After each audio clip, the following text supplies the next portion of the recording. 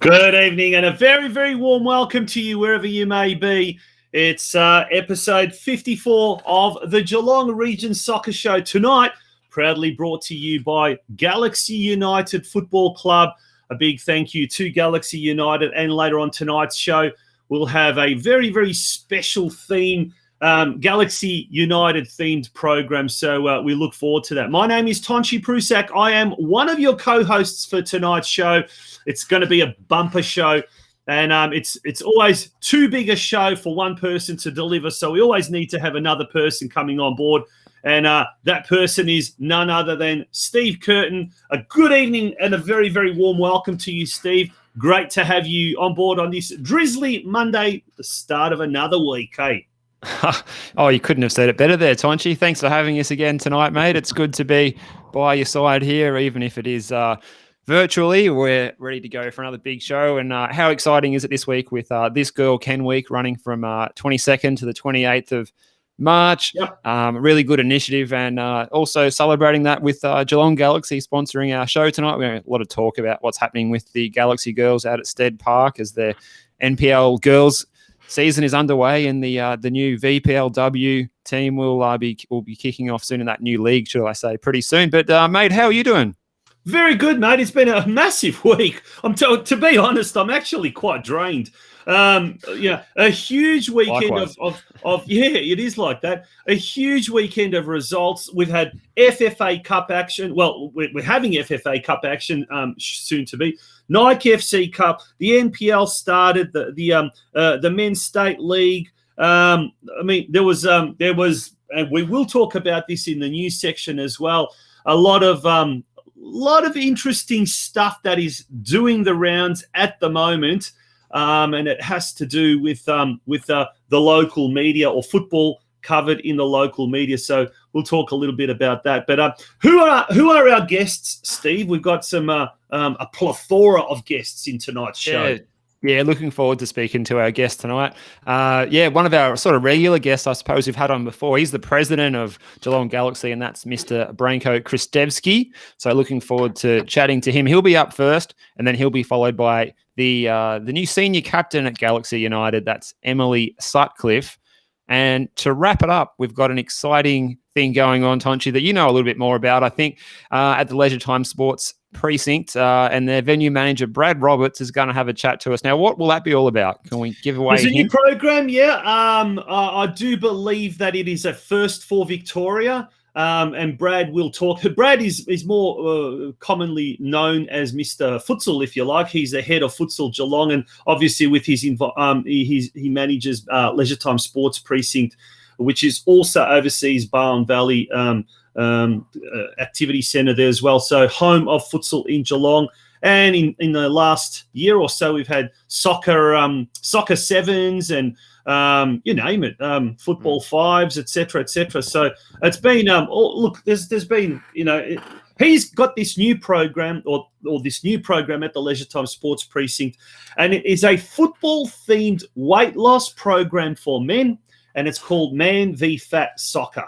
So it's going to be look, I can't wait to find out more about it, and I'm sure we will. And that'll be coming up a little later on in the show, Steve. But we're going to let you slip away for the time being, and we're going to get the news desk ready, because that is happening very, very shortly, folks. So don't go away. Stay with us. It is the Galaxy United Football Club sponsored program tonight. Your club too can get involved in these shows and have its club profile. Simply contact us at communitysportsmedia@gmail.com, or send us a private message. Next week, thanks to J Hill Bookkeeping in Lara, who have sponsored the show next week.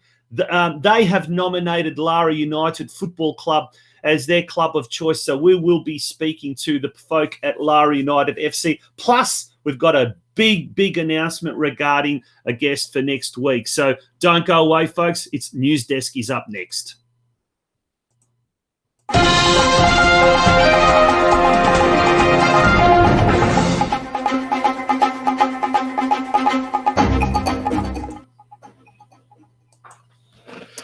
All right, welcome to the news desk. It's Monday, the 22nd of March, 2021, and we've got a new season on our hands, Tonci, for NPL 2, 3 and the State League, and it's all happened over the weekend. So, well, what better way to start than to wrap up some of those exciting games that have taken place across the region on the weekend, either here or featuring our clubs on the road in Melbourne and beyond.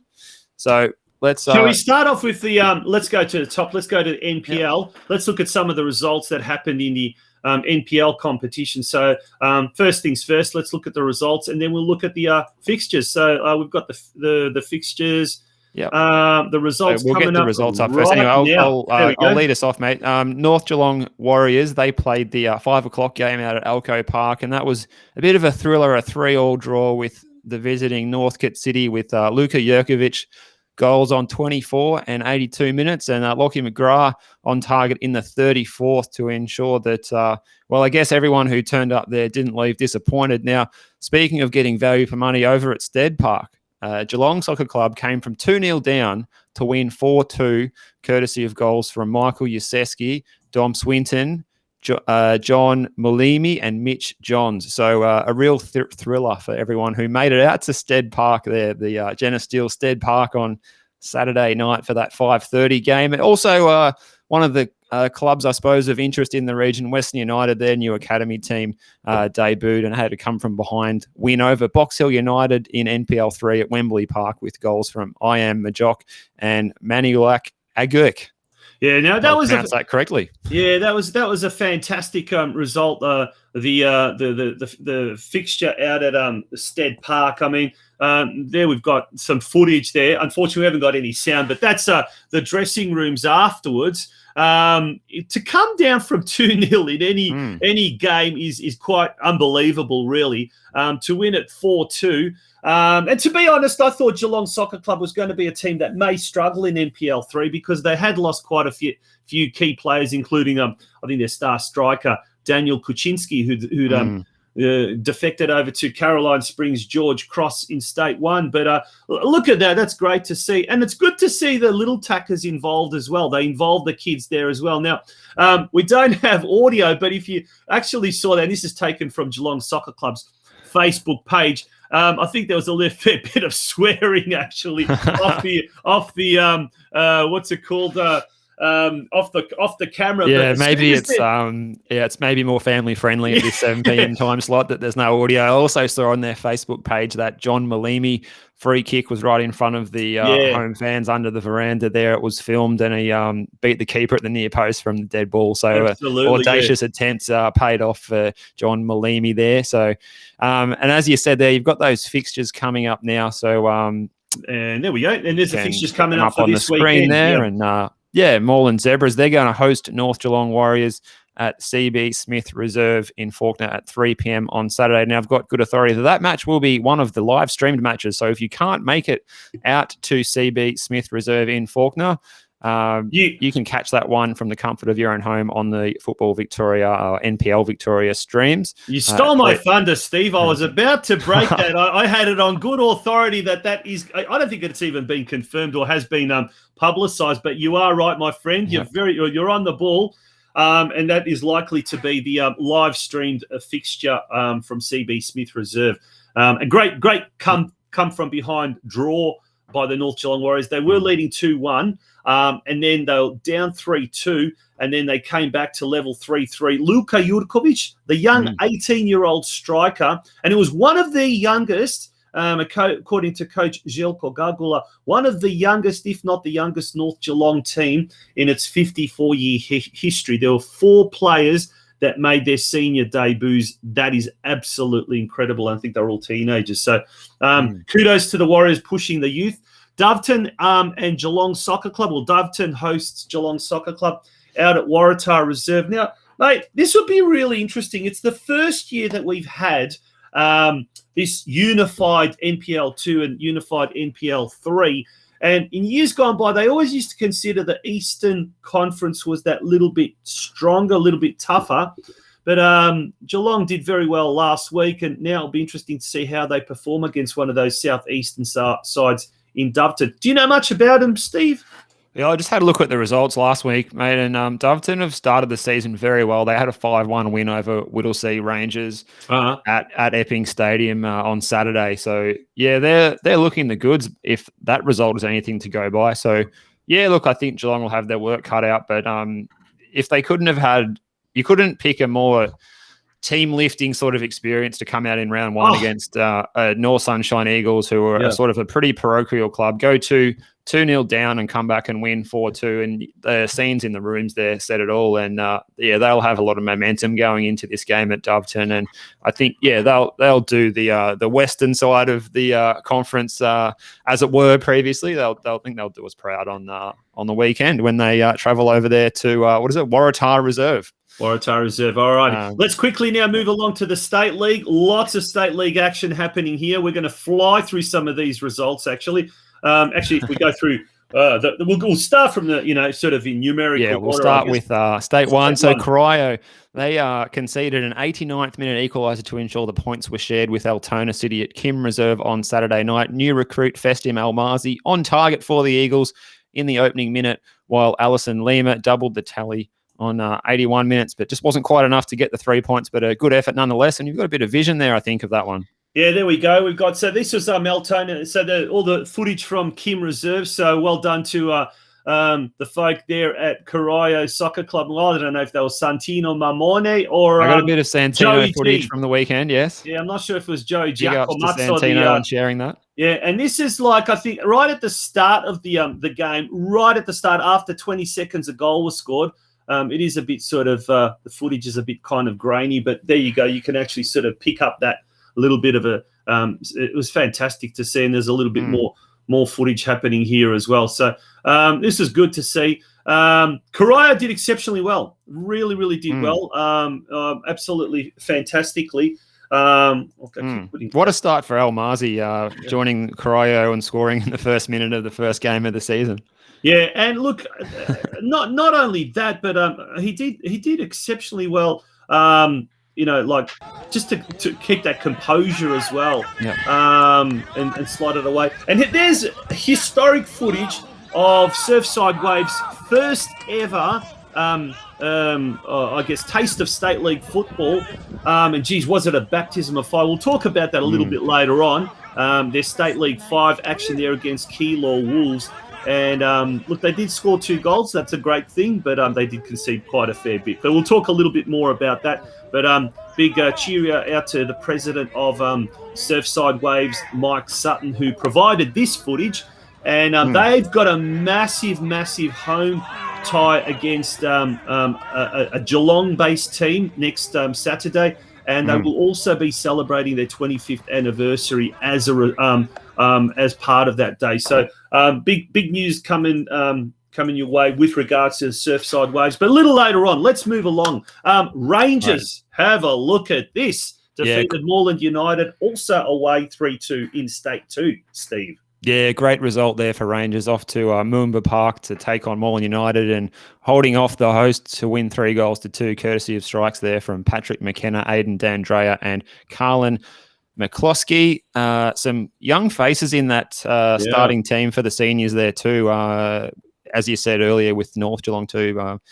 Good to see young players lining up in the senior teams and doing really well as well, mate. Doing well. Yeah, absolutely. Well, young Aidan D'Andrea, he's only 15 and he scored on his debut. And there was another kid there as well that made his debut for Rangers, another 15-year-old. The name just slips me at the moment. But that's great to see. Look, if ever they needed a coach who's going to develop young players and provide them with inspiration and a guidance, it's new coach Steve Tillinger, and he's ably supported there by Brad Ower and Jono Perez as well as the analyst. But in State 4, we had some. Well, we didn't even have one win, unfortunately. Bell Park drew with Melbourne City.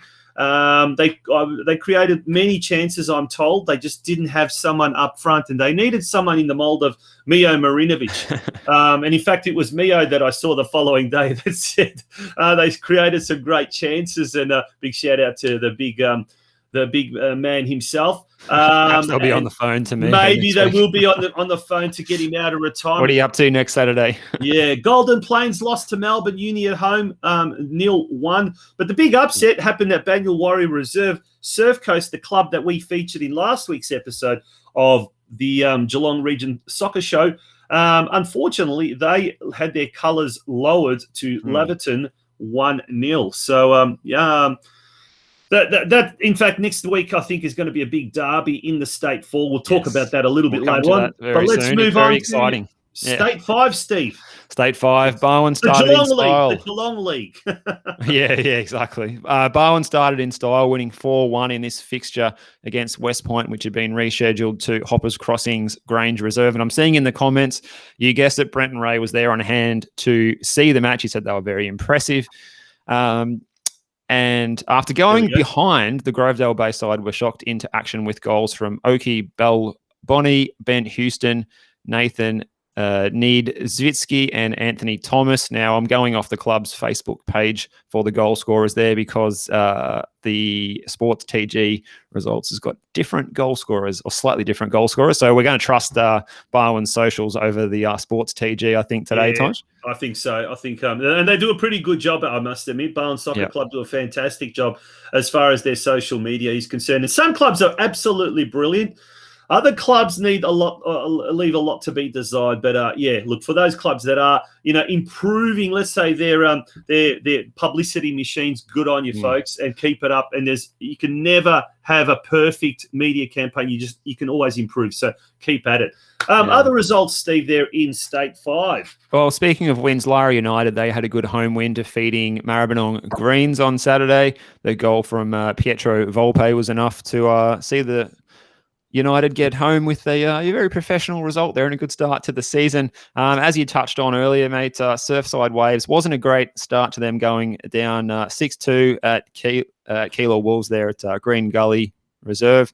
The earlier game, their first foray, I suppose, with the Rezzies, they had an exciting 4-4 draw. And in an entertaining twilight fixture at Deacon Warren Ponds, the Ducks shared the points with Melton Phoenix, courtesy of an own goal and a Harry Scott finish. Yeah.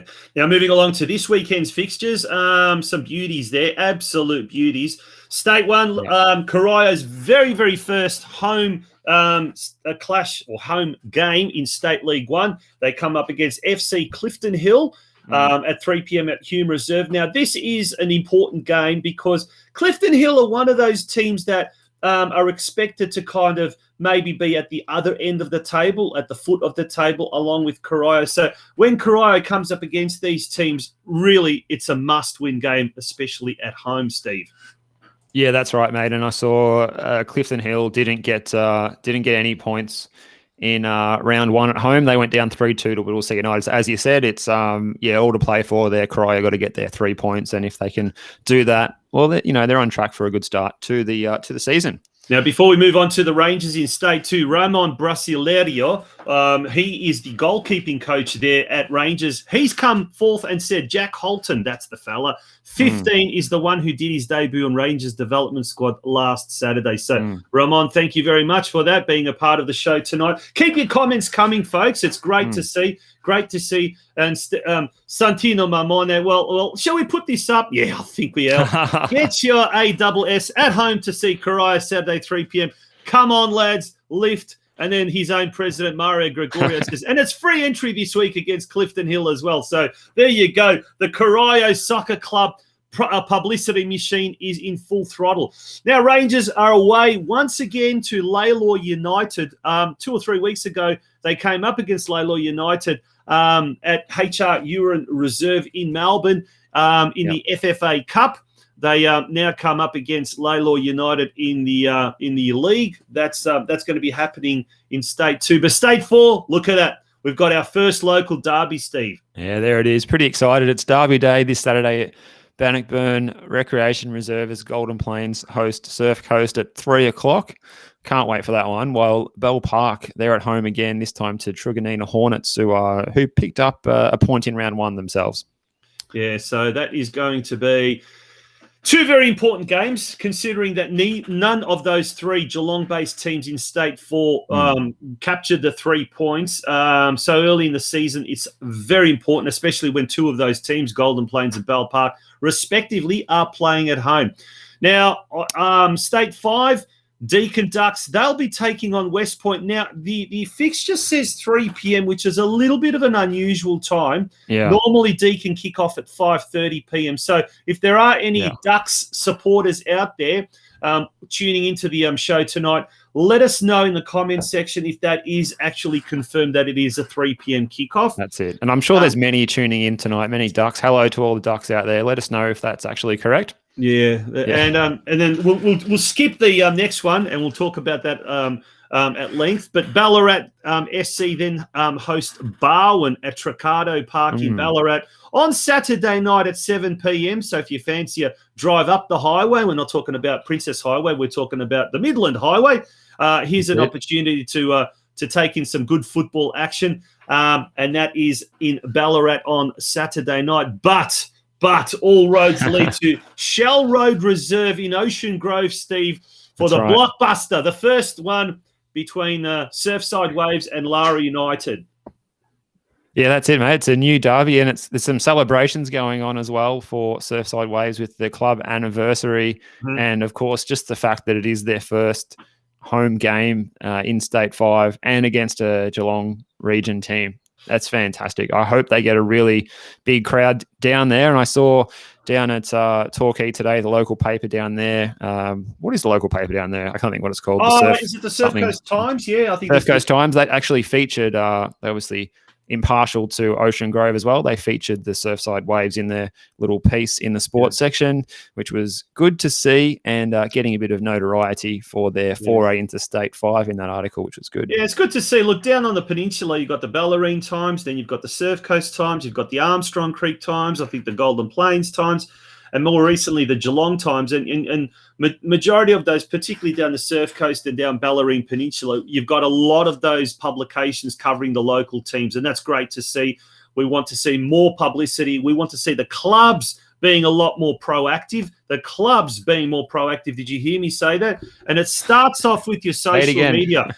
Make sure that we have, every Saturday, Steve, I'm gonna have a little bit of a not a rant, but just it's not a rant, but constructive feedback. Look, every Saturday we have on our Facebook page, we have Super Saturday Soccer, an opportunity for clubs to put in progress scores of their games. And thank you very much to all those people that do. Now, the reason we do that is to have a one-stop shop where all the soccer supporters around the region can go there and say, oh, now I know what the other team's going and how the other team's going. And we're not trying to ruin your Facebook page or your LinkedIn page or your Twitter or Instagram or I don't know, Snapchat or whatever, any of those kind of things. What we're trying to do is supplement what's out there and to combine it in the one place. Now, that's a start.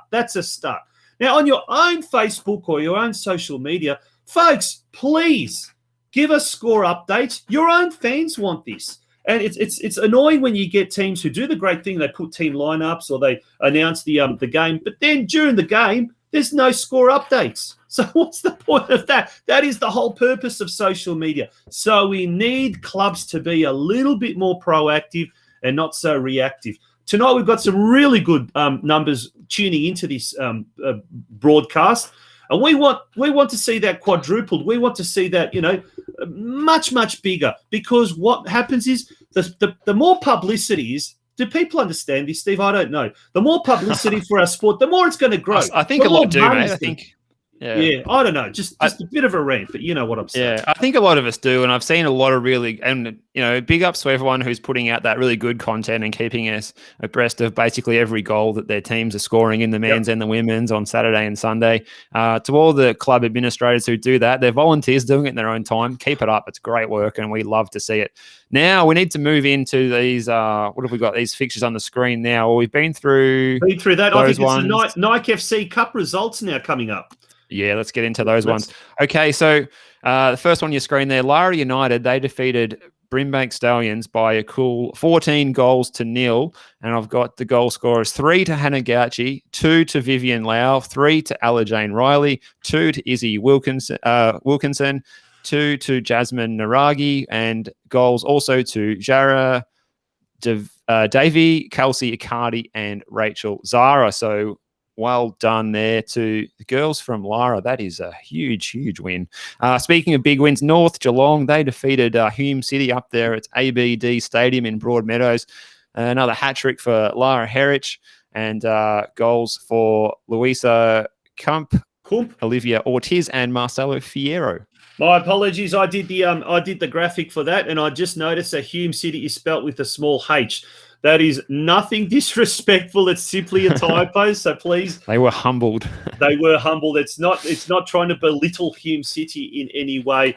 And from what I'm hearing from the North Geelong camp, they were absolutely fantastic hosts. Hume City. I do believe it is a nice newly venue created. To go to that one, isn't it? Isn't it one of the best fantastic. in Victoria? Love one of those in Geelong. Love an ABD stadium right here in Geelong. Man. Oh, yeah. Absolutely. But that was 2 great results, Lara United and North Geelong. And then we go to Geelong Rangers, the powerhouses of the local competition. And the Ranger girls are just getting stronger and stronger. And this time their victim was Gisborne, Steve. Yeah, closest score this one, 3 goals to 2. So hard-fought win there. Ali Van Dalen, Chloe Mitchell, and Misendu Tine on the score sheet there as the Rangers got over the line. 3 goals to 2. Well done to Rangers. They're doing really well in the Nike FC Absolutely. Cup. Yeah. Not the same luck for Deakin Ducks, though. They did bow out a goal to 0 against Mornington Soccer Club. So the campaign comes to an end there for Deakin Ducks, and they can now focus on their home and away season. Yeah, the draw was done earlier today. It was conducted at the headquarters of Football Victoria at 1 o'clock earlier this afternoon. And these are the fixtures. They will be played this weekend. Now, Rayman, do you have the updated times and venues for the Nike FC Cup? Because we've got 2 games. Might be too early. Might be too early, but we've got 2 games being played in Geelong. But, mate, let's go from the top. Ballarat City, who are in State League 1, that's going to be a stiff test for Geelong Rangers, but it will also give them a very, very good indication as to the level of quality and level of standards. So that should be an absolute classic, that one. That's going to be up in Ballarat, so the Rangers girls, ladies, will be travelling up the Midland Highway, just like Barwon. I wonder if it's going to be a double header. But that's going to be a great game. The next game, mate, 2 home games at home in Geelong. Yeah, North Geelong, they're also facing State League 1 opposition. This time they are up against Keilor Park. Geelong Galaxy, they will enter the competition at this point, as all the clubs from their level being VPLW and higher, they're coming into the comp now. So they're playing Mornington, and they've got an easy fixture there, State League 5, so they should get the points there. And Beau Morris of State League 4, they're going to host our girls from Lara United, fresh off their 14-0 win there, Lara. So they'll be full of confidence, you'd imagine. Yeah, fantastic. So some great action in the Nike FC Cup coming up this weekend, mate. And finally, in today's press, there was an article in the Geelong Advertiser. We should rejoice because it's not often that we get football, soccer articles, call it what you will, in the Geelong Advertiser these days. And hold that thought, because there's something big that I need to announce a bit later on about that. But that is an article. Now, what happened here, Steve? The background to this story is that obviously the NPL junior competition now has been being played for 6 weeks, 7 weeks. Geelong Soccer Club, and more precisely, one of the activist parents, if you like, Dennis Tomasevic, in the I think it's the under 15 or under 16 team, has been trying to get this young kid who's a Ukrainian kid who's come via Canada. And they've been trying to get him an international clearance. Now, from what I'm told, the club was probably a little bit too honest and maybe disclosed a bit too information. It's a junior we're talking about, an amateur. So he didn't, as far as I'm aware, did not sign any contract with his Canadian club or the academy or whatever that he was involved with. So it took all this time, and the people within the team, the club, they were getting absolutely nowhere. They approached Football Victoria. They approached Football Australia, who handles international clearances. Nothing. Absolutely nothing. Dennis went to the Geelong Advertiser last week. The Advertiser started making inquiries on Friday with both, there it is, made inquiries to Football Australia and Football Victoria on Friday. Guess what? Saturday around about 12 o'clock. 12 o'clock. It's not a working day. It's the weekend. Yeah. The email comes through from Football Australia. The international clearance has been processed and he's free to play. Couldn't play on Saturday. Obviously, it was too late. But the kid then played the following day. And guess what? Scored a goal in his first game. So the teenager filled in for the club's under-17s team after playing with the under-16s early in the day and scored a goal during the game in Melbourne. My point here is that clubs, once again, need to be very proactive. And this is a situation where, you know, people at Geelong Soccer Club felt like they were banging their heads against a brick wall, and it took them to get involved with the approach the what do you call it? The media, the mainstream media. And guess what? Something happened. So people don't attack the Geelong Advertiser, because if it wasn't for the Geelong Advertiser, things like this would not have actually happened.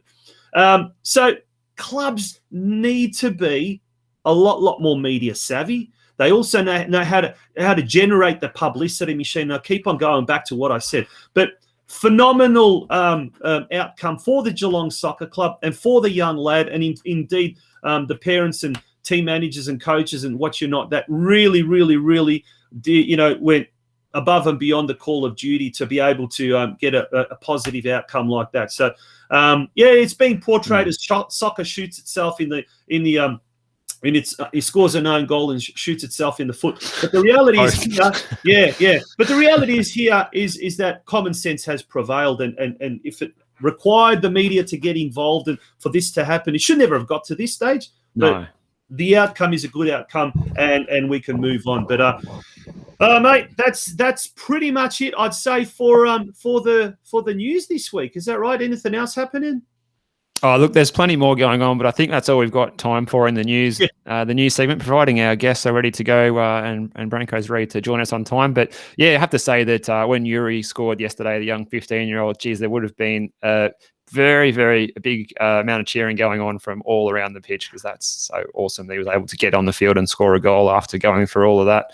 Absolutely. Delays and especially when you're a kid, like it's inconceivable that you've got to deal with something like that. Not cool at all. No, not cool at all. Not cool at all. Absolutely. Okay, don't go away, folks. You're watching and tuning into episode 54 of the Geelong Region Soccer Show.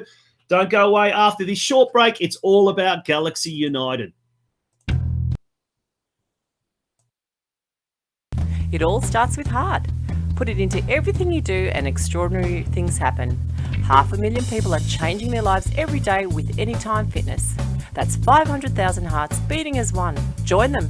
From cardio to strength, free weights to functional, all Anytime Fitness clubs contain the most up-to-date equipment that suits all fitness levels and any workout goal.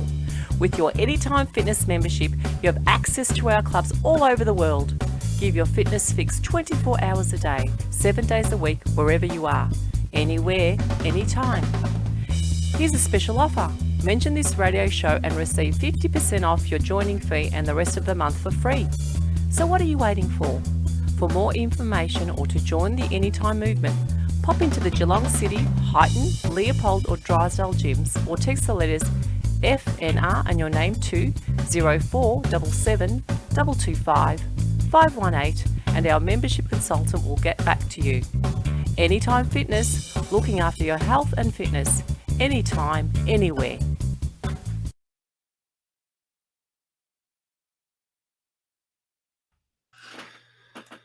Welcome back to the Geelong Region Soccer Show. It is episode 54, and he's been patiently waiting, ever so patiently, in the green room. And now it's time that we introduce the man, the legend, and he is our guest for tonight, Mr. BRANKO KRSTEVSKI. Branko, are you there? So, hello, we've got you there, and he's coming on. There he is. Yeah, how are you, Branko? You G'day, good? Branko. Hi, guys. Thank you. I think that introduction was too strong, Tonci, but thank you anyway.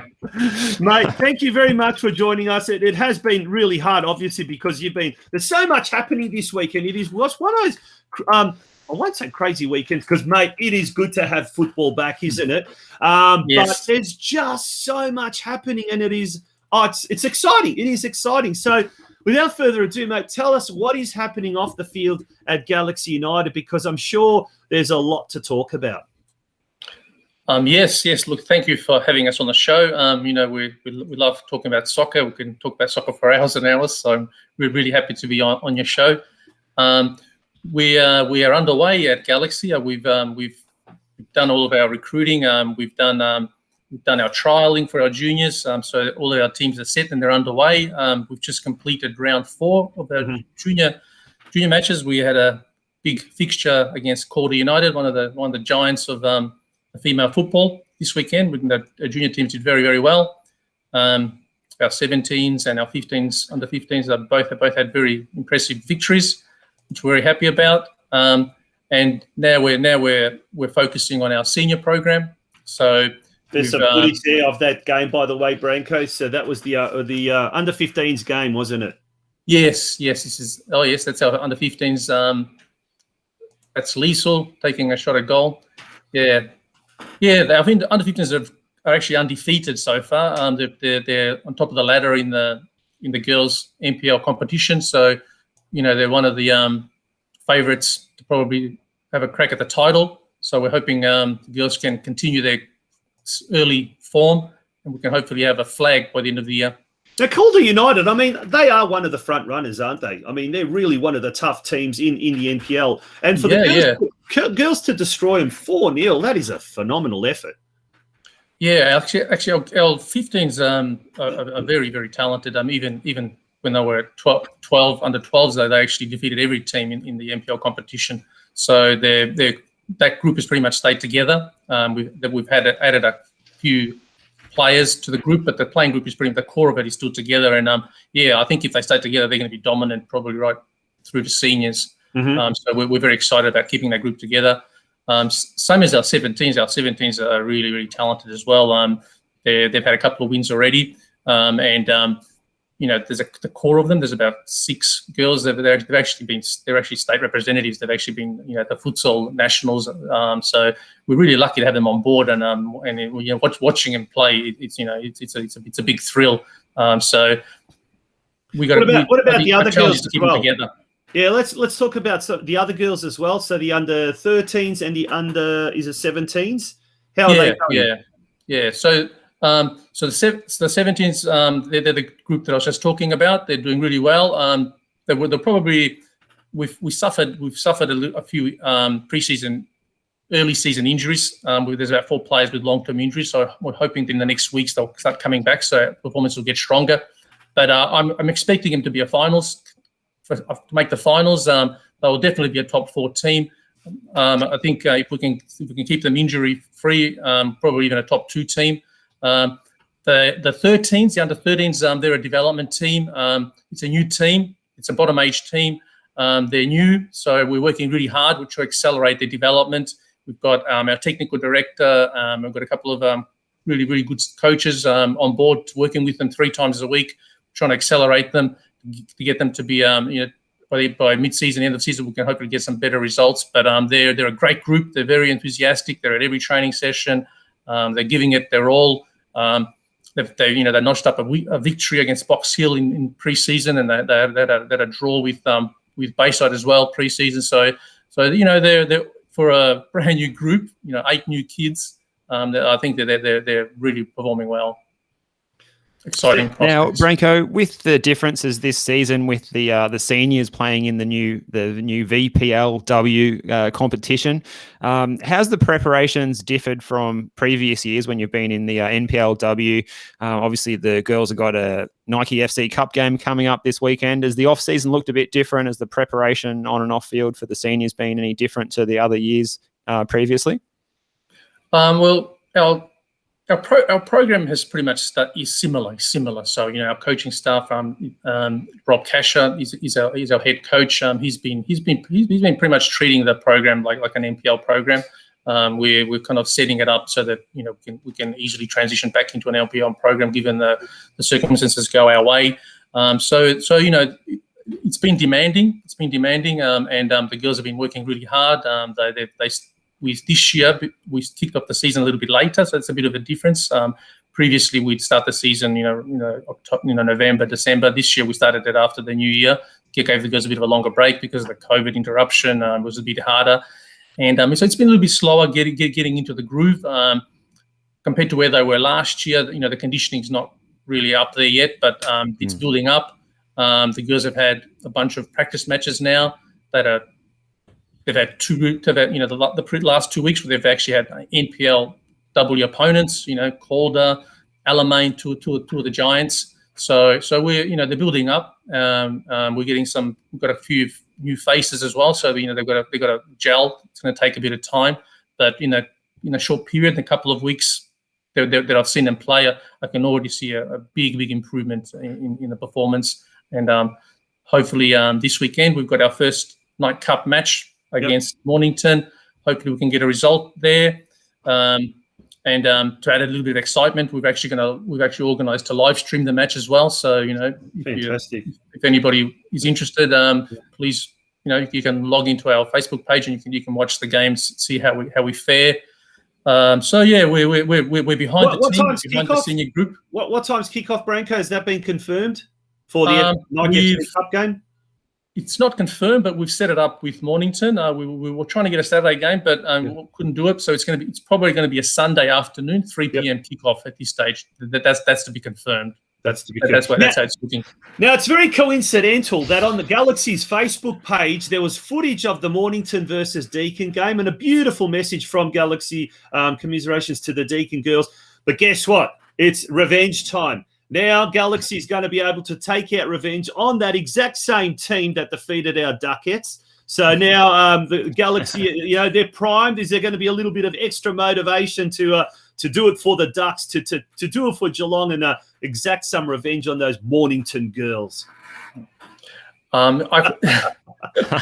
wouldn't put it that way, Tonci. But come on, we've got to. There's only one correct answer here, Branko. Yeah, we've been watching the other teams. A little bit of scouting, but also a little bit of support for the female game. So we had a few Galaxy people at the Deakin game, and just by chance, it happens to be that we've drawn Mornington as well. But look, Deakin did a fantastic job. I was at the game myself, and that clip was actually from my camera. Oh, there you go. Well done. Yeah. But Deakin did really well. Actually, they were a bit stiff. They had the whole second half, but they hit the crossbar. They had a few shots that they were just narrowly missed. So they were a bit stiff. It was a fantastic performance by the girls, and hopefully we can overcome Mornington. This weekend. This is maybe a question we can ask Emily Sutcliffe, the captain of the senior team, who I think has played one season in the local competition. But Branko, it must be absolutely great to see, as far as the standard of women's football constantly improving here in Geelong, that the local community clubs like Geelong Rangers, Deakin, and North Geelong, who this year are entering state league but have been playing in the local competition, that they're doing so well in the Nike FC Cup. Some of those results have been extraordinary. Yes, it's a credit. It's a credit to our local competition. The fact that we've got four teams now, including us, already into the second round of the Night Cup. So that's a credit. That's a credit to the girls and to the credit to the standard. Sometimes we get pushed down the list. Geelong, it's Geelong. It's a Sunday league. But the girls have done really well. You can see by the score lines. North Geelong, 6-0. Victory over a State League 2 team. That's quite impressive, and also Rangers racked up 14 goals on the weekend. So Lara United. Lara Rangers had the 3-2 victory. Lara did. That's right. Yeah. My bad. But so I think that's a really big plus for the local competition and the local girls. Yeah. Now, Steve, I know you want to ask a question, but just connected with all of that is carry that momentum. Sorry, mate. I'm going to forget it if I don't forget. But Branko, the scholarship program, if you like, for the senior team. So the club is offering 10 scholarships to 10 reserve players, and that was something that was launched last week. That's huge, and especially in this Girl Can Do Week. Tell us more about that, because it's a great initiative by the club. Well, it really came out of the recognition that we've actually had a low turnout from previous years. We've noticed it, and I think it's the major factor is we're just coming out of COVID, and we've noticed that perhaps there might be some financial barriers and things like that might be causing a problem. So we've spoken to some sponsors, and we've arranged to try and we've arranged a package so that we can hopefully remove that barrier. If it is a barrier, to remove that barrier so that we can get girls to get back and play our game. The thing is that we've actually got reserve players, and we've got juniors that we can bring up to play reserves, but that's not really a road that we want to go down. We really want to boost the Galaxy numbers to have some more players on board to help our senior program, but also we recognise that there's hardship, and so we've created this opportunity that we've got 10 spots available. That's part of our package so the girls can step straight into our program. We've got it's a 20-week program, so we've got from this week onwards, they're welcome to come on board. We've got matches on the weekends as well, and part of the program is to also provide all the costs for the registration, and also to provide allowances for petrol money as well, for having to travel every fortnight for away games. So how can interested girls apply or contact the club? What's the best way to do so? You can contact us from our contacts on our Facebook page. I think we've given our secretary's email address there, and also I've put my name down and my number. So send me a message, send me a text. You're very welcome. At the moment, we're training on Tuesdays and Thursdays at Stead Park. So just come along or contact us, and you're welcome to come along, and we'll introduce you to our staff. They're all fully accredited. It's an NPL program pretty much. So it's high level. Again, it's a development program, so you don't have to be an experienced player. Everyone is welcome to give it a try, and that's how we're trying to promote it. Now, Steve, I'm sorry I cut your lunch before. Now it's over to you, mate. I'm not sure that's the right metaphor. Really good to hear that story. That's such a good news story, Branko, about that scholarship program, and it's something that I'd really like to see more of happening with clubs around our region and Victoria and Australia, because the cost of football can be difficult. On that note as well, how's the club going with things like sponsorship after the year off last year, and maybe seats on the committee as well? Has everyone turned up that was expected to turn up, and in those particular seats and wearing those particular hats? At Galaxy, we're really happy. Our sponsors have been really supportive, and we've got a couple of new sponsors on board as well.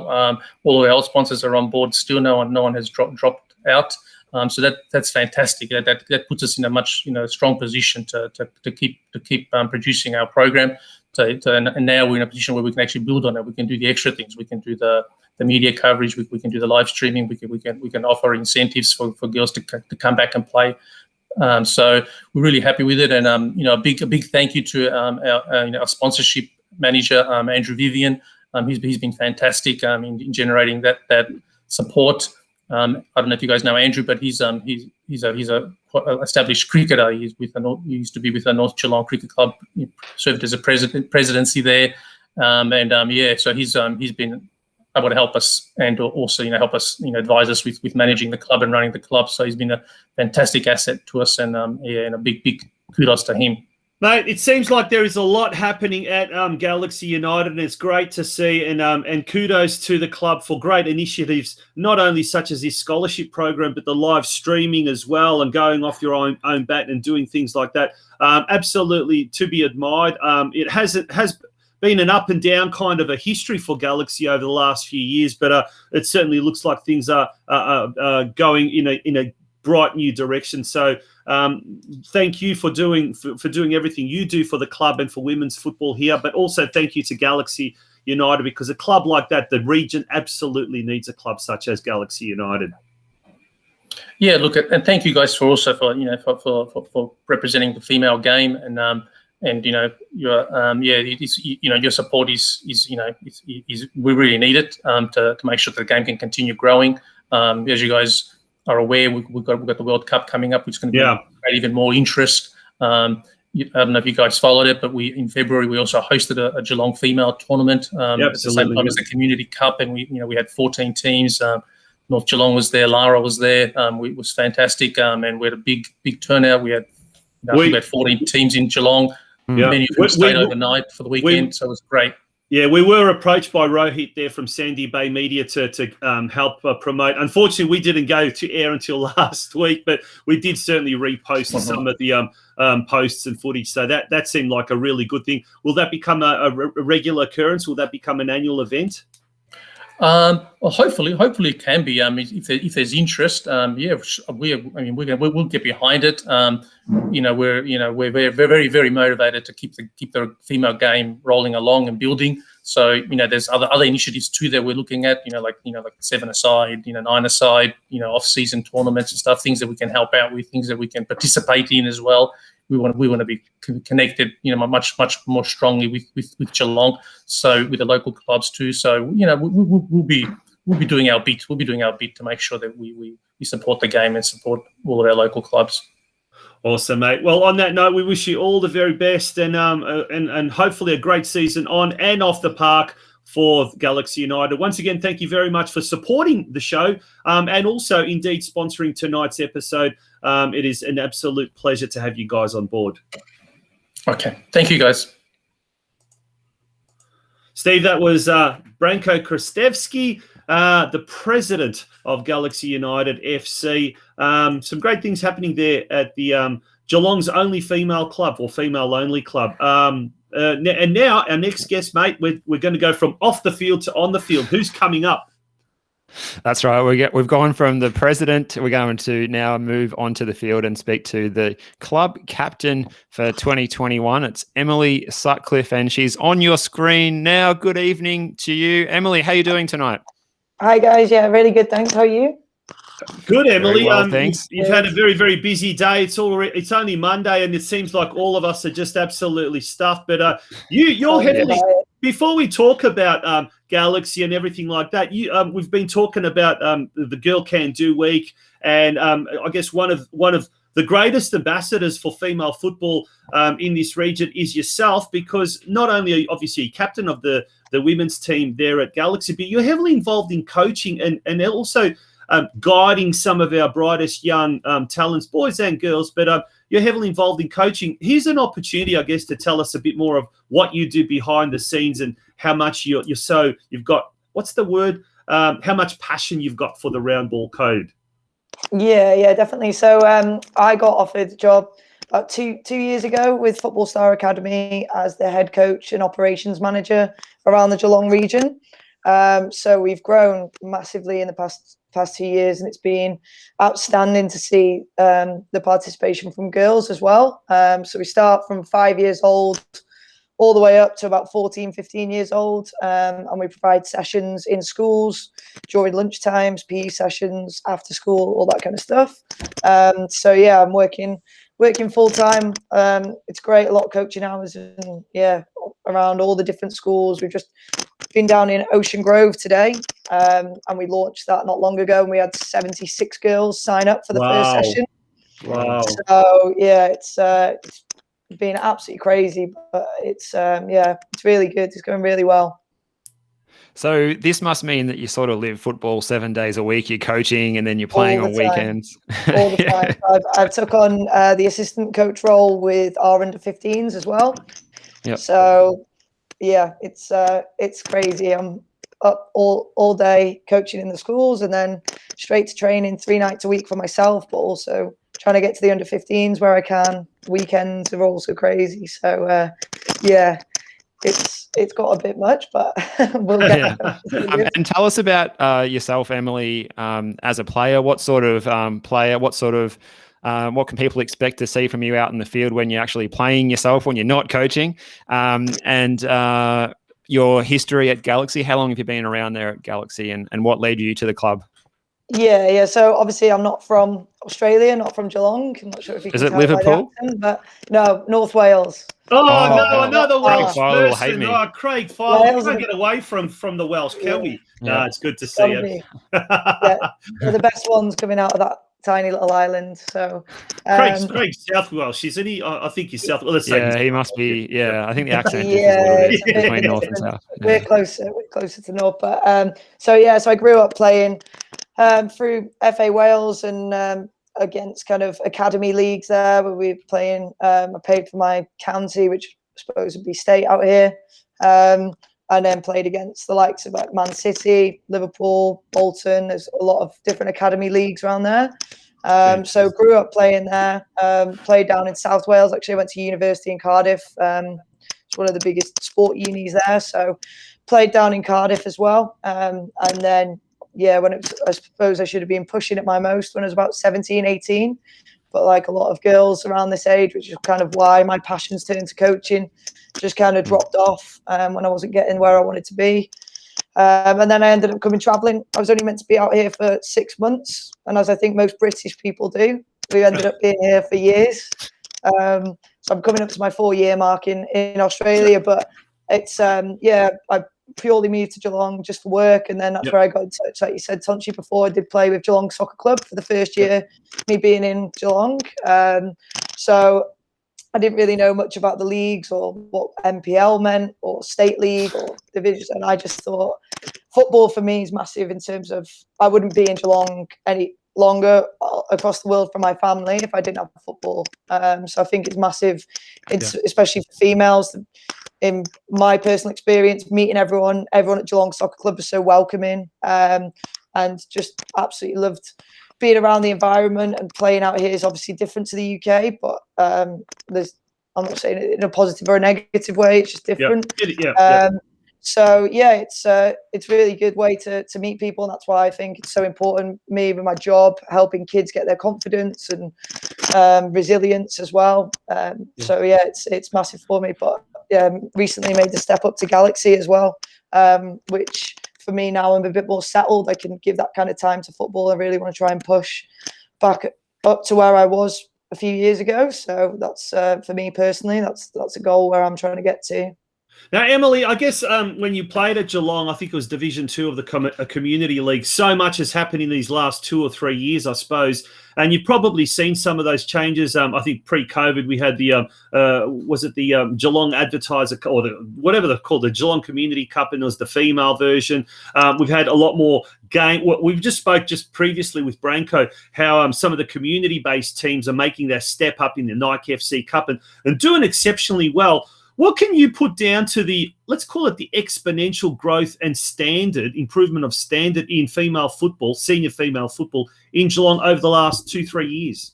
Yeah, I think it's amazing what some of the community clubs are doing, like even just talking and getting to know some of the other coaches, female coaches as well, really see a bit of a push in Geelong for that. And I think there's a lot more recognition from everybody. In terms of, like BRANKO was saying, the Sandy Bay Media Cup and the coverage that the female game is getting from you guys and on Facebook. I think it's getting a lot more watched. And I think the amount of funding that's going towards female-friendly change rooms, facilities, I think the government have now recognised the big difference that there is.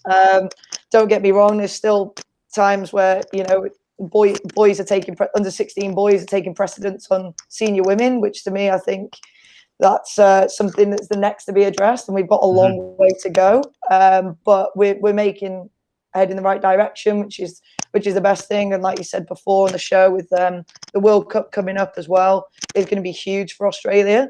So I think in terms of Geelong itself, I think it's good to see the community clubs. You've got you've got the state league as well, and then you've got Galaxy, which is really important to kind of have somewhere that you can go up the pyramid, so to speak. So I think it's Geelong are doing very well at the moment, and it's going to be, the more they develop, the more clubs will get participation and then go forward from there.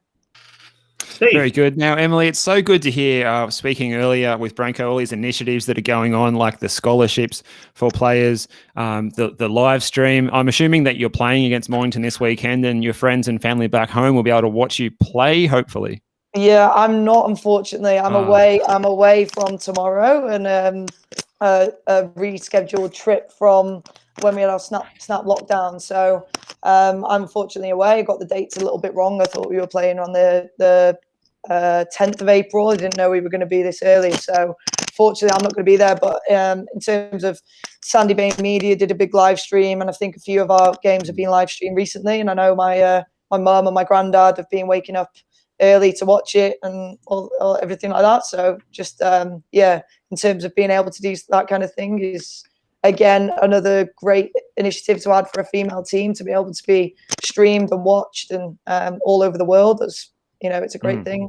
And the girls will just have to win this tie against Mornington so that you can play next time, and hopefully that's streamed. Exactly. They're on strict instructions to streamed instead. Play their hearts out. So they'll be. I'm sure they'll be fine. And I've seen a bit of the game from Deacon Ducks as well, which obviously is a narrow miss for them, which is unfortunate. But fingers crossed we can keep the Geelong clubs going in the Night Cup for a bit longer. And just quickly as well on that Sandy Bay Media tournament recently, how did the girls enjoy that? Looked like it was a really good event, as opposed, I suppose the previous year's model was to make the women's pre-season comp part of the Geelong Community Cup, but it looks like it grew to an even bigger and better tournament with these teams coming from Melbourne to play in it, and a bigger expanded format with 2 divisions. And I think Bundoora ended up winning, and I think if I'm correct in that one. Did the girls enjoy that one? Yeah, I mean, it was good for us to get back out, and like you said, for everybody, just mentally having that long off football. You know, we trained for so long, then went into lockdown, then back on the training field, then off and on, and it just kind of, it was mentally it was a bit of a mess around. So just to be able to, like we said, when that first whistle went and we had that first 90 minutes, it was 20 minutes in the tournament, but just to be able to play properly on the pitch, and just I kind of like looked around at that tournament and saw the amount of people that were down there. We had some of the younger girls coming in to watch us, and it was just incredible to have that event going after such a long year, and then to look at how many teams got involved. And I think for the women's game, it's really important in Geelong to keep that kind of stuff going, because a lot of it is more Melbourne based. So I think it's really important for us as a region to work hard at getting that to be like an annual thing. And it was, in terms of us playing again, you know, we've got a bit to work on the pitch, and we're still a few weeks off our season. We've still got a few players away and injuries that you pick up with pre-season. So hopefully when we're back in full force, when we're playing some of these teams in our league, it'll be a different result for us. Now, Emily, we've got a couple of fans here of yours that are starting to pop up. Rachel Gurkovic says, great player, great coach and ambassador of female soccer in Geelong. Now, we've got the president of Caroline Springs, George Cross, Mark Sultana, who's very, very active in getting a female presence and increasing the female presence at George Cross. He says, keep going, Emily. Love the passion. Emily, it's great to see. And do you sort of see yourself as that role model for not just female football, but football in general? I mean, my little boy was coached by you one stage, and he looks up to you and he always says, there's Coach Emily. And, you know, it must be a great feeling that you have got such a positive impact on a lot of kids in the Geelong region. What would be your big message to all of those kids out there, but particularly the young girls out there that are thinking of taking up the sport?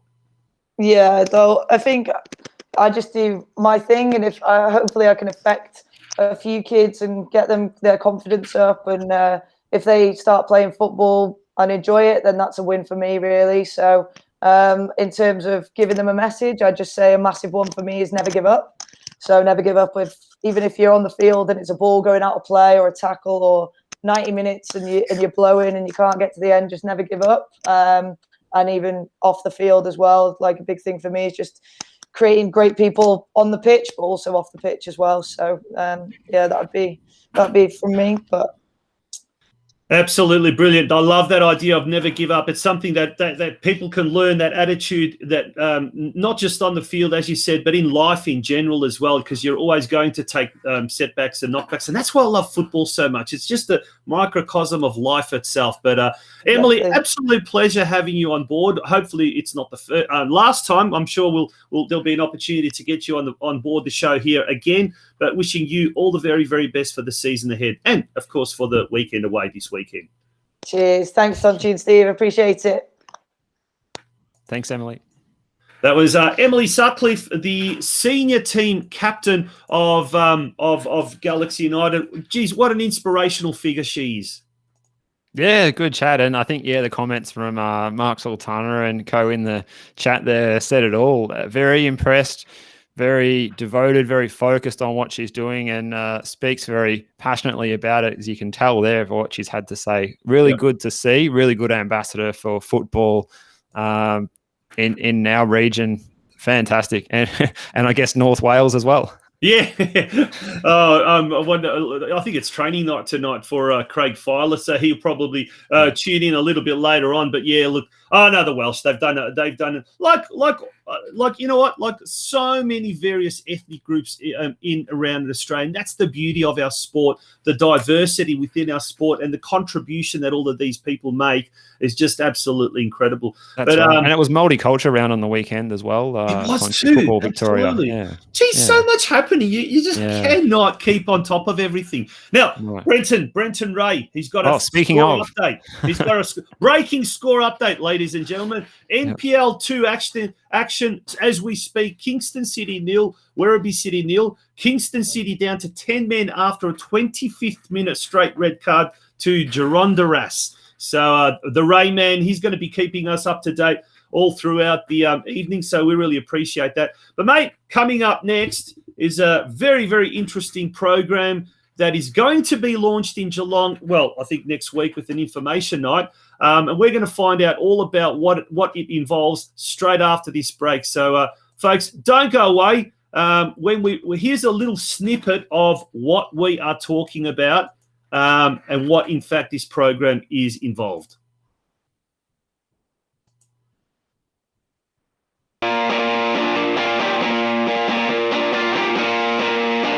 I've lost 24 kilograms. I've lost 9 kilos. 14.7 kilos. I've lost 7 kilos. 12 kilos. I've lost 15 kilos.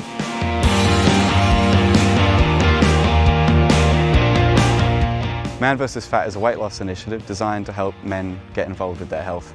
What this program does is it makes weight loss fun, and it gamifies weight loss. So 3 of us travel up from Australia each week. Didn't really know what to expect when we started. Football, losing weight. It's got to be a way to go rather than do Weight Watchers or something where it's all boring and that. And it's flown. Can't wait to sign up for another one. So my job really is on a weekly basis, give them advice of what to do, small changes in their daily routines, how they can start to actually lose weight. Christmas parties? 1.1. Good job. Even with the parties. My name's Dino. I'm a lecturer here at the School of Molecular Sciences. This program is working for me for the first time ever. I think it's working is because you get the camaraderie of being in a team, and you let them down if you put on weight because you score an own goal, and nobody wants to score an own goal, especially in Italian. That's like a big no-no. I'm round about my 15% now, which I wouldn't even dream of. I've never lost that much before. I'm walking all the time. I've even started running, which is like crazy. The only place I'd run is the bar. My wife, my daughter's eating different food. They're losing weight because of it. It's not just me, it's the whole family. It rubs off on everybody.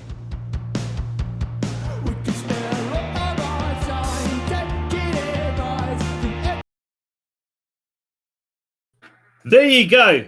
Weight Watchers is boring, and the only time that man ran was to the bar. So that I think that guy's an absolute fantastic ambassador for this program. Steve, let's introduce our next guest. Yeah, let's get him on. He's been patiently waiting in the green room, and it is the Leisuretime Sports Precinct venue manager, Mr. Brad Roberts. Thank you for your patience, and it's a pleasure to have you on the show tonight. How you doing, mate? I'm good, Steve. Thanks very much for having me. And yeah, it's been very nice sitting back there in the green room. You've got a very impressive room there for us, so thank you. Thanks. You're welcome. I'm sure you weren't running to the bar like our friend there from the Man versus Fat Soccer said that was the only time he ever ran before Man versus Fat Soccer. But Brad, firstly, thank you for joining us. It has been a very, very busy show tonight, and you've been patiently waiting. But mate, tell us about this program, and it is a first for Victoria, isn't it? It is. So this is something that I guess before COVID really took hold of everyone right across the state.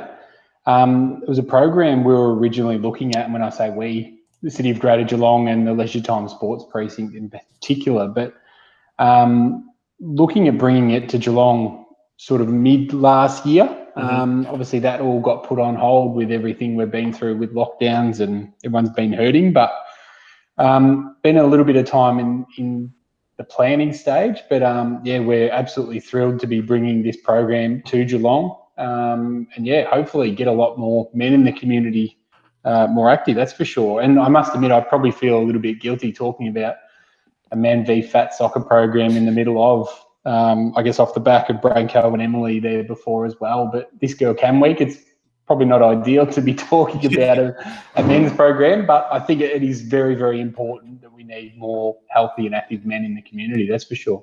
Now, when we do talk about this being a weight loss program for men, I think the vast majority of men's mothers or wives or partners or sisters, whatever, are going to probably be more interested in this program than a lot of men initially, because they're going to want to look after their man and make the man in their life and, you know, their health and all of that kind of stuff. And so it is essentially a weight loss program, but it's themed, or it's got a strong football theme. So let's talk a little bit more about the weight loss component and what does that entail, and how does this program help people, you know, shed 10, 15, 20 kilos? Look, I think for a lot of people, and especially a lot of men growing up, a lot of them are very active in and around sport and activity and those sort of things. Yeah, I even know from my own experience chasing a ball around, it's a lot easier to be more healthy, more active, when you're more focused on a ball, and also a bit more of a team environment, I guess. So the good thing about this program, I guess with the weight loss component of it, you actually feel like you're letting others down. So if you might put on a few kilos, those extra kilos will actually penalise your team. So it's not about necessarily being the best team on the pitch. It's actually then the off-field stuff is so important as well. So I guess similar to any sort of weight loss program, I guess you need people around you that are supporting you and are there to back you up, almost keep you on track as well, I guess. So, but yeah, basically for every kilo you put on, your team will be penalised. So the more weight you lose, the more goals are scored for your team towards, I guess, the overall championship. Very good. What a great incentive. Yeah, it's a good incentive. Now, Brad, let's just say some of our audience are sitting at home and they've had a big off season and they're just thinking about maybe this is the program for me. They want to dip their toe in the water. What sort of commitment are we talking each week for them? And what could they do if they wanted to express a little bit of interest in Man versus Fat soccer? Yeah, absolutely. Look, I think it's not only for people that might have had a big off season. It's probably also for people that have had a fair few off seasons. Those that may have been away from the game for a while, but not only that, people that have never actually played the game before too. We're not looking to bring out the best footballers in the region or past champions by any means. This is absolutely for everyone to come and play. It is more around creating a healthy environment and the fun side of it, more so than the actual overall winning component of it. So we're looking to play on Wednesday nights down at the Leisuretime Sports Precinct. So at the moment, we've sort of allocated an indoor space for that league to happen. So if we cop a night like what we've got out there at the moment with a bit of rain around, we won't be impacted. But yeah, I think either get in touch through the Man v Fat Australia website. So I think it's just www.manvfatsoccer.com.au. Otherwise, there you go. They've got it on the screen there. So there you go. That is the absolute best way to get involved. I think off the top of my head, it's about $10 a week to get involved in the program. But part of it is, I guess, with booklets and stuff that each participant gets as well. So they actually get a little player handbook, and inside of that handbook, each week, it's almost like a little food diary and stuff too. So they'll actually talk you through recording what you're eating, weight loss goals, how much water you're drinking, things like that too. So there's a lot of other benefits. Obviously, weight loss is the ultimate goal that brings a lot of people in. But I know just from some of the Western Australia programs, depression measured was down by 90%, anxiety down, stress levels down, esteem went up, body image went up. And their optimism went up as well. So there's a lot of other, I guess, mental health benefits that go with the weight loss component too. And I guess, mate, that's probably the big thing that we need to emphasise, particularly in this COVID year or COVID era, is the amount of mental health that we also need to be promoting and pushing. And I guess if football is that vehicle where people are able to physically get themselves in shape, but also mentally, thereafter, and as that one guy said, it's quite inspirational because other people of his family then started to eat healthy and exercise. So it's a really a contagious type of a situation. Oh, it is. And I think it's getting back to just being that role model in the community too, not only for others to sort of see those positive changes that you might make with your own health and taking it a bit more serious, but again, for the whole family to see, I guess, the dad not running to the bar, but they're actually running to take the ball and take their own health and well-being a bit more serious. Because ultimately they do play such an important role in every household. Dads, brothers, uncles, grandfathers, the whole lot. So yeah, we need them around for longer, that's for sure. Absolutely. We've popped that website, so there's a quick link there, www.manvfatsoccer.com.au/Geelong.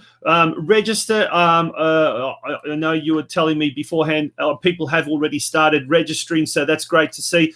But the information night, when does it start, and how can people, apart from obviously registering, which we want them to do, but how can they also find out more information about the Geelong League? Yeah, absolutely. So next Wednesday night, 31st of March, I believe it is, we've got an information night, bit of a social night, I guess, but the idea is it's a bit of a welcome evening for anyone that might be on the fence about whether to play or not to play. Can actually come along and sort of see what it is, ask a few questions, things like that as well. It's a very friendly, welcoming atmosphere, very much non-judgmental. Yeah, come along. If anyone doesn't have website access, feel free to swing past the venue, and staff on site can hand out details and so on. But yeah, I'm sure there's other ways, and yeah, jump on the link. It's probably your best bet to find out a bit more about the program.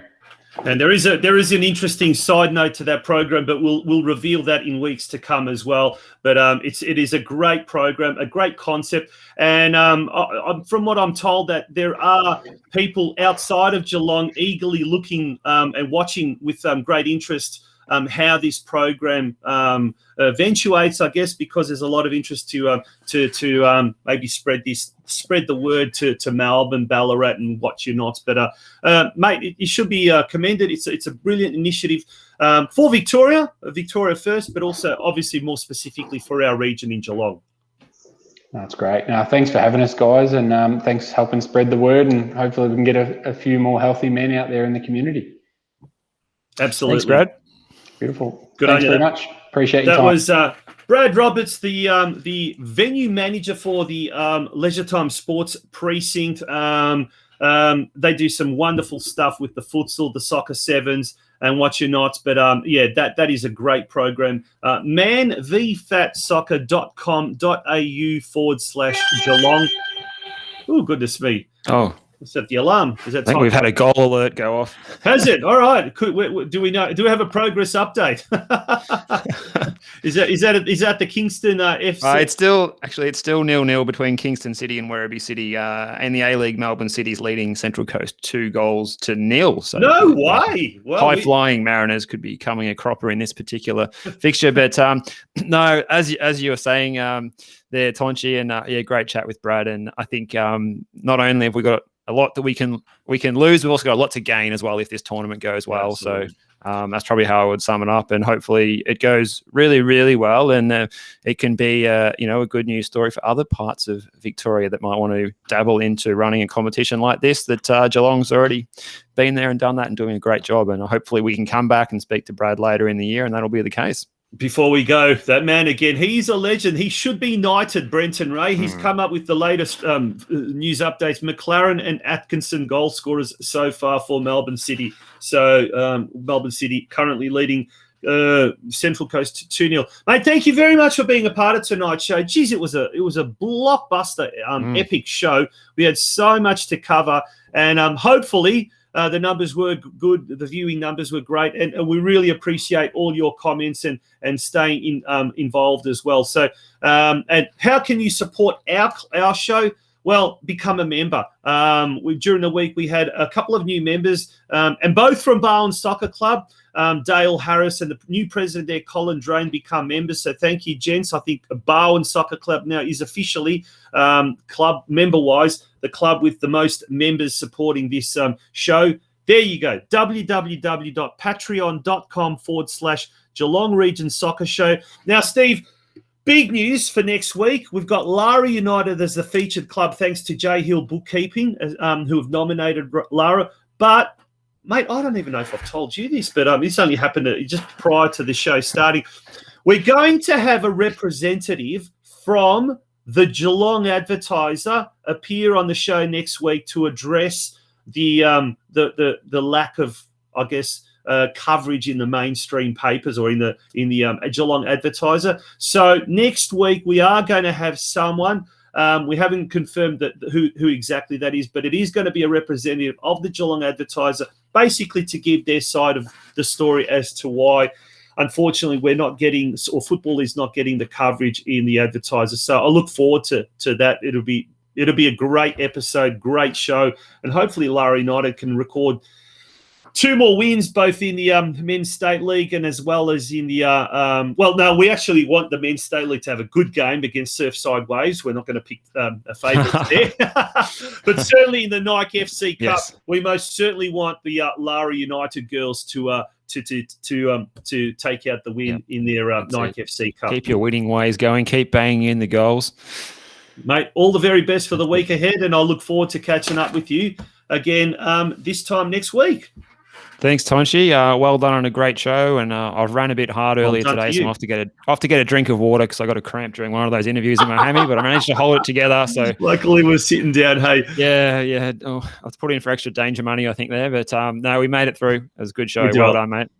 Good on you. And you've been watching and tuning into the Geelong Region Soccer Show, episode 54. Have a great week. Look forward to having your company again next week. Don't forget, on Friday night, Football Out West show, and here's a sneak preview.